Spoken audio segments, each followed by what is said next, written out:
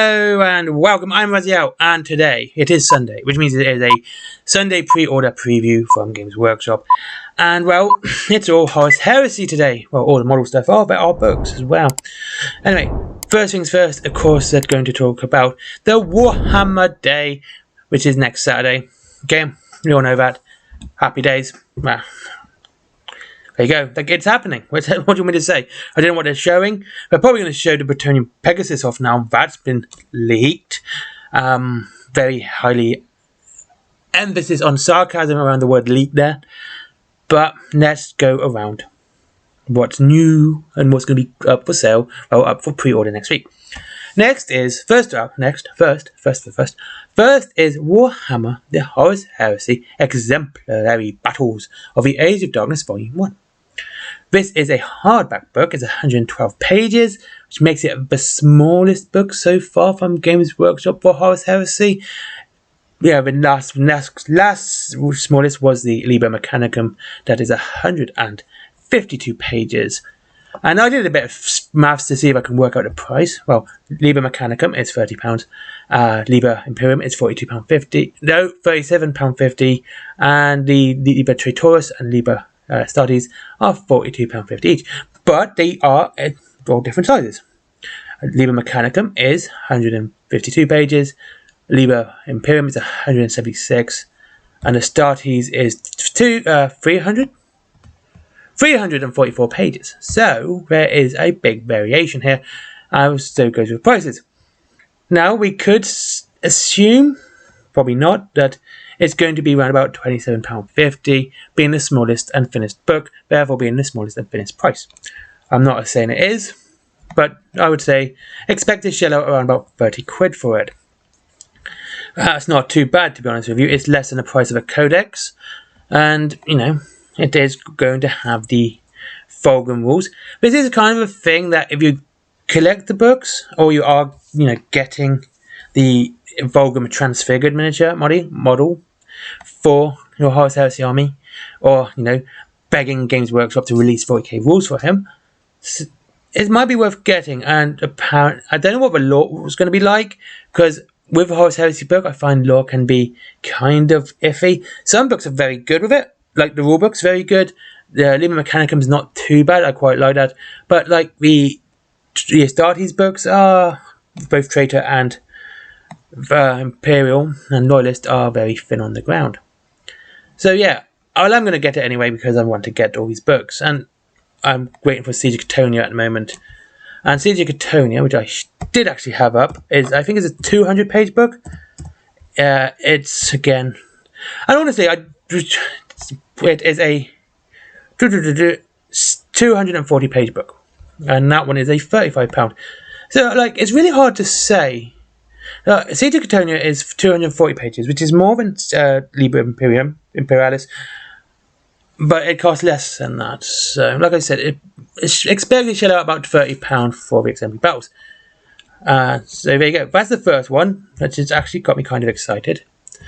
Next is the Legionist Astartes Battle Group. Now, this is a kind of a good one and kind of a bad one. This is not a starting army. This is not an army to actually begin your model with, your army with, your faction with. This is one to boost what you already have, because there is no HQ choice. There is the heavy support, 2 of those, special weapons, because you have you can see here you got Volkite and plasma weapons, and plenty of Space Marines. So yeah, you have 30 Space Marines and a Dreadnought and the Proteus Land Raider. But Deodoro of course is what's exciting a lot of people. It's one people have been waiting to come out in plastic. I quite like it. I think it's quite a good looking model. It's nice. I'll be getting one just because I love walkers, and it's not that much bigger than the Leviathan, which is actually quite a beastly model. I have this on the shelf next to a Death Company Hellbrute models, and it also stands in proudly with some Contemptors, and that's quite a big model compared to those. However, this one it's the rocket pod or missiles at the top, which makes it go up. However, head-wise, we're hitting a Contemptor size. So there you go. But what I would say, because doing a bit of maths, I would say it comes to around £183, so expect to be paying about £125. I would say that would be the top end. If it's £125, that would be my cut-off point, and I would just say, do you know what, I can deal without the Proteus here, and I just get the other stuff separate, and that would be it. I would like it to be about £100. That would be my preferred amount to pay for this, because if it was over 125, I'd end up just shelling me a little bit extra and either get the Age of Darkness or get like the Dedio and the Mark 3 armor separately on its own, because honestly I don't really need that many more infantry models for my armies. Again, like, this is good for boosting your army and adding to it rather than starting. And if you get this with the Age of Darkness box, get the two together, then you can obviously then expand on to more Legion specific units, you know, like with Sekhmet for your Thousand Suns, Crimson Tears, such and such. So yeah, I would expect to be about £125. If it's any more than that, I would kind of not go no. Especially that the transfers are not, you know, they're going to be Horus, Imperial Fist and Sons of Horus. You got the Tactical Squad. I'm not actually very happy with the Mark III one because it's a gutted sprue. What I mean by this is that the previous Mark III sprue had lots more to it than just the bolt guns. It's a bit of a shame that's all you got now. So yeah, you do get 20 in a box, but like I said, if you can find the old box, get that. You get more models and more stuff for your models. So that's it. Derio Dreadnought, of course, the Anvilis configuration. That's kind of worrying that they said that. Oh. Now, it's a nice looking model. It's nice to have another Dreadnought. And as you can see, they've painted it in lovely Sons of Horus and Imperial Fist colours. And you've got the big I think they're autoguns there. Rocket pods, and I definitely would be using the Plasma Cannonade because it looks so cool. Yeah, it's a pretty cool model. It looks nice. It's autocannon battery, that's disconcerting. That is. The reason that's disconcerting is because the Derio can also have the las cannon battery and the Volkite Falconet, which would be great additions for that, as well as we got the Boyas air defense or missile launcher. So yeah, it does seem that we're probably going to see an upgrade sprue for this, where you can get those parts separate. I'm not a fan of Games Workshop doing that. It just does seem to be more, let's see how much money we can get out of people. I'm just going to get a Derio Dreadnought, and when I get it, I'm not going to build, I'll give it the Cannonade because it looks cool, and that would be it. I won't be paying out any extra just to give it Volkite weapons. My Kratos has enough Volkite to go round. So yeah, I won't be doing that. Sons of Horus, Army, Sons of Horus. Yeah, I don't know why. Honestly, it still baffles me. People go like, there is a certain unit that can take power axes for Sons of Horus, but they're not, you know. Any Legion can have a squad of power axes. Also, if you see power axes, you don't think Sons of Horus. You think Space Wolves or even World Eaters. So that's just me on that one. Again, I'm not going to get that. I have no interest. Yeah, one more day, Volkite. Books. Okay, let's go on books now. Oh yeah, there's a case. Stormfold Skirmish case. It's a case. I literally still use chocolate tins from Christmas. I'm not joking. That's how I store my stuff. No, actually, I've got a Harry Potter Tango Blast case for my Elder. But yeah, I do not care that much. I'm going to go spend that. If I can go cheap, I'll go cheap. Wrap them up in toilet roll. They're nice and neat, and they still last pretty well. Right, the Dark Coil collection. Okay. For the first time ever, Peter Vahis, I don't know, I'm sorry, I butchered that name. Catalogue of Warhammer 40,000 stories, each showing deeper and darker connections as you read, have been collected in a stunning box set of hardback books. That shouldn't be that difficult for me to say. This beautifully presented box set contains 3 books, each with a unique spine graphics. It's not that unique. Literally, that's not unique. I got at least a dozen horror books with that kind of spine on it. That's not unique. Ooh, it's swirly. Woo! I'm sarcastic. Woo. And when placed together, display a spiral. Oh, Jesus. And of course, it's a box set limited to 1,000 uniquely numbered copies worldwide. And they're all online, which means, yeah, good luck getting it. That's what I'm going to say. I say it every time, good luck getting it. If you get it, great. If you don't, I'm so sorry. I really do feel for you. For Acadia, Robert Raff, I've not read anything to his stuff, so I can't make comment. David Geimer, he's alright at times. It's the Angron Red Angel. I've heard good things. Yeah, I probably won't get that. And got Graham McNeil, Forward to the Mars. Okay, that's pretty good. I like Graham McNeil. He's a pretty good writer. Can't really complain.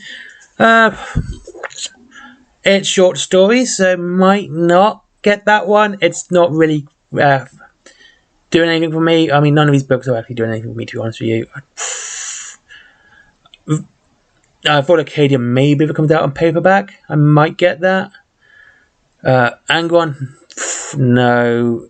Yeah, that doesn't do anything for me. And I mean, they might be good. I mean, David Geimer, I should say, and Graham McNeil are decent authors. Graham McNeil did the terrific Heldenhammer series for the Legends of Warhammer, I think it was called. Time of Legends books. That was really good. They were really worth reading. And of course, he did the excellent Thousand Suns book, which was partnered up with Dan Abnett's book, Prospero Burns. So yeah, I can't really complain about Graham McNeil. I quite like him. He's pretty good. David Geimer, I can give or take. And Robert Raff, never heard of him.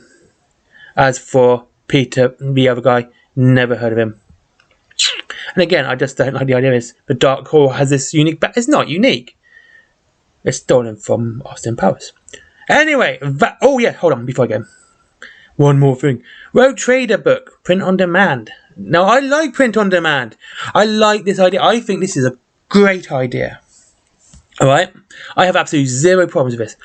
Chances are I'm not going to get this. I want it, but the chances are I'm not getting it due to a situation at the moment. I won't have any time to read it. But, yeah, by Rick Priestley, famous guy, who did some of the best stories and best rule sets for 40k. Anyway, it's the Rogue Trader hardback rulebook. I like this. I think it's good. I think it's a great idea.